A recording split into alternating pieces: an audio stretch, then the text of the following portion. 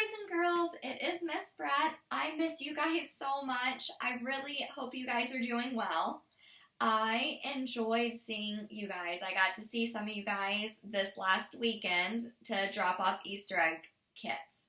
I hope you guys had a ton of fun, and I hope you enjoyed the cupcakes because I only got one. But I cannot wait to get back into church and see pictures and hear about how your Easter egg hunts were at home. I want to share a new Bible story with you. It has to do with fear. Our lesson is no fear because God did not give us a spirit of fear. Our story happens, I think some of you guys might have already heard this one, but our story is when the disciples and Jesus went out on a boat. But before we get into our story, I want to share a Bible verse with you guys. The Bible verse is found in Isaiah 41, verse 10. So, do not be afraid, for I am with you. Do not be dismayed, for I am your God. I will strengthen you and help you. God is telling us right here in the Bible, do not be afraid. Don't be fearful. Why? Because I am your God. He's not just somebody else's God. He's not just adults' God. He's our God. He loves you and me, and no matter what we're scared of or what we're going through, He is with us. He is our God. He will strengthen us and help us no matter what we're going through. So do not be afraid, for I am with you. So do not be dismayed, for I am your God. I will strengthen you and help you. I want you guys to think about that Bible verse as we get into our Bible story. Our Bible story starts when Jesus and his disciples were out preaching God's love and the gospel. And they were tired, and Jesus needed some time away from the huge crowds because everybody wanted to hear what he had to say. So they decided to go out in a boat on the lake. It had been a long day, and they went out to the Sea of Galilee. As they were on this boat to get away from all the crowds, everything was fine for a while, and Jesus decided he was going to go down and go take a nap. The disciples were still up on board, but soon a huge storm came out of nowhere. The waves were so large that they thought they were going to be thrown overboard. They thought they were going to drown. They were scared. I think they probably looked a little like this. Now, they were scared, and rightfully so. There was waves coming over the boat. They thought they were going to drown. And all this time, Jesus was asleep on the boat. I don't know how heavy of a sleeper you are, but I think if I was on a boat being rocked back and forth and water was splashing through, I might wake up. So the disciples went to Jesus and said, Master, Master, we're going to drown. They probably woke him up a little bit more like this. They were scared and they wanted his protection. Do you know what happened when they woke Jesus up? He looked at them and said, why are you afraid? What are you scared of? Why do you have so much fear? I don't know about you, but I don't think that's the response that I would expect from someone who was asleep and woke up to see that they were on a sinking boat. But remember, Jesus is the Son of God. He's so incredibly powerful. If I was on a sinking boat with anyone, I surely would want it to be Jesus. He looked at them and said, you guys calm down. I got this. When Jesus woke up and went to the front of the boat, he stood there and said, peace be still. And the waves and the winds stopped. He calmed the storm. Some of you guys might be thinking right now, that's a great story, but how does that apply to my life? I'm not on a sinking boat. I know how to swim. I can't even go out on a boat right now. We're stuck in our houses. Well, in a fallen world full of sin, people are scared of a lot of things. And I'm sure that we're all scared of something. Some people are scared of the dark and need a flashlight. Some people right now, a lot of people are fearful of being affected by the coronavirus. We all are taking safety precautions because of it. But some people have a lot of fear in their hearts because of it. Some people are scared of spiders. They're kind of gross. I get that one. Some people are scared of really loud noises and it hurts their ears. So some people need headphones. Everyone is scared of something different. I want you guys to stop, spin around the room, and tell someone what you're scared of. So, I'm going to tell you what I'm scared of. I really don't like heights. I'm scared of to go in really tall buildings. I don't like flying that much. But I'm going to show you a picture of what I'm really afraid of. And you can ask my kids. I do not like these things. That's right. Miss Brett is afraid of butterflies. Really badly. Yes, guys. I understand that most people think butterflies are beautiful. I don't, and they really creep me out for some reason.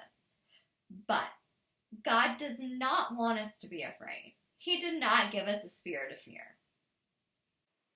God does not want me to be afraid. God does not want us to be afraid. He did not make this world for us to walk around in fear and be scared all the time. You guys might be wondering, that's great. God doesn't want me to be scared. He didn't give us a spirit of fear, but I'm still scared. How do I stop? I'm scared. I might be scared of the bully at school.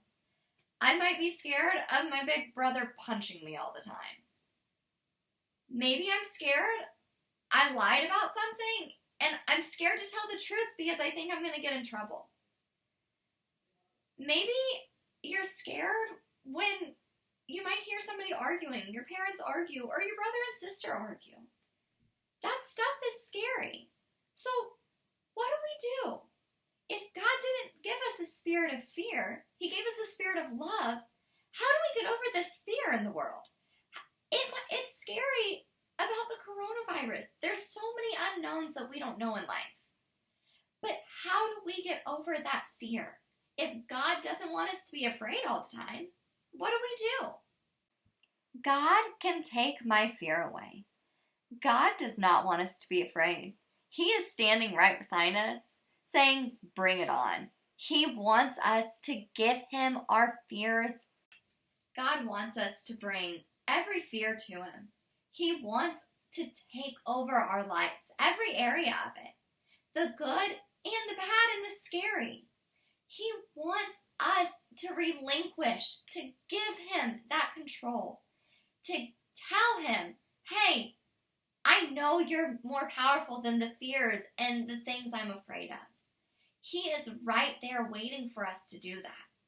And all we have to do, every time we have something we're fearful of, say, nope, not today, fear, and give it to God. Say, God, I'm afraid of this, but I know you're greater than that. We have to remember, God is always with me. No matter where we go, what situation we're in, God is always with us. He stands before us like a roaring lion, protecting us, no matter where we are. God is always with us. He has promised to never leave us and never forsake us. He is with us in our homes. He is with us when we return back to school. He's with us no matter what is going on in our lives. He loves us, and He has not given us a spirit of fear. He's given us a spirit of love to share with others and show others His light and His love for them too.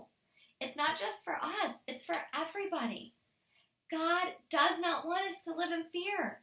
No fear. It doesn't matter what you're afraid of.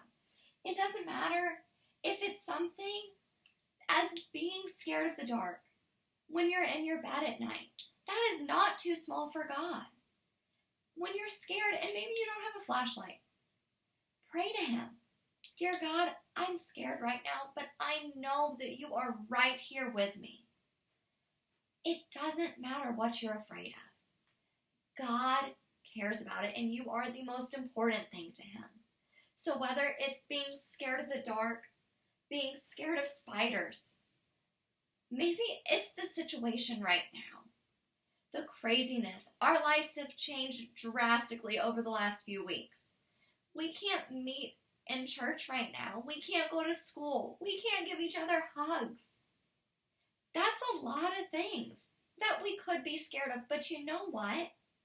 I'm not scared because I have hope in my heart. And I know that Jesus is still in control through all of this fear and all of this change. God is in control and he never changes. His promises remain true and firm. And that is what makes us not have fear in our lives, is when we turn to Jesus in prayer. There might not be much we can do about it, but when we give our fears to God and our worries to God, he's got it. He says, bring it on. Let me calm the sea. Let me calm the storm. Because when you're with me, there is nothing to fear. That is our God. That is our loving God and our trusting God. The God that never changes. He did not give us a spirit of fear, and he does not want you to walk around afraid. So, the next time you're afraid or worried or scared of something, just stop and pause and say, Dear God, I give it to you. I know it's not worth it, and I know you are more powerful than the things I'm scared of. So I hope you guys have a wonderful week, and I hope as we go out through the week, as we're in our homes and we're trying to do our homework, and you know what else scares me? 5th grade math is very scary. But there are times this week where I have prayed right there, doing the homework on the computer. Dear God, I don't get it, but I'm not going to be afraid because I know you're right here with us in this office doing work. Give him your fears. Give him your thanks too, because we really have we might be stuck at home, but we have so much to be thankful for right now. That we have a home to be stuck in, that we have food, that we have air conditioning. Thank him too. Thank him for being there through the times that we're scared. I love you guys, and I hope you have a wonderful week, and I cannot wait to see you guys. Bye.